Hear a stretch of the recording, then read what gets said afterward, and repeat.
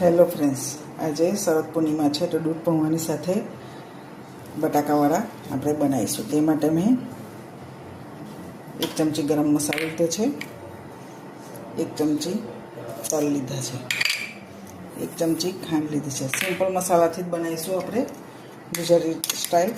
આદુ મરચાં લસણની પેસ્ટ છે. પેસ્ટને બેલેન્સ કરવા માટે લીંબુનો રસ છે. કોથમીરને મેં ધોઈ અને સમારી લીધી છે. અડધી ચમચી જેટલી હળદર લઈશું.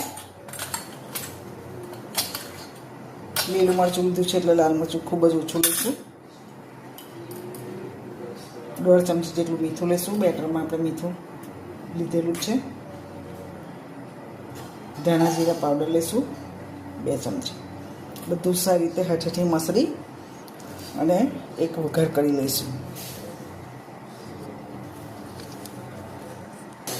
આપણે રાઈ અને જીરાનો વઘાર કરી લીધો છે. એમાં તો પાણી લઈશું.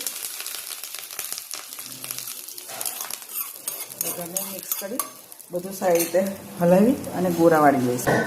જો મિત્રો, આપણે બેટર બનાવી લીધું છે. 1 કપ ચણાનો લોટ, 2 ચમચી ચોખાનો લોટ, મીઠું, લાલ મરચું અને 1 પિંચ જેટલો ખાવાનો સોડા નાખી અને અડધા કપ જેટલું પાણી રેડી આવું પફેલું બેટર બનાવી લીધું છે.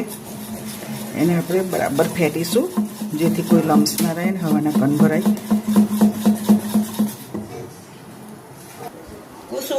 તૈયાર છે મિત્રો આપણા બટાકાવાળા. તમે જોઈ શકો છો એકદમ ગરમા ગરમ છે. તો આ શરદ પૂર્ણિમે તમે પણ બનાવો ગુજરાતી બટાકાવાળા. એને મેં તળેલા મરચાં સાથે સર્વ કર્યા છે. Thank you for watching video.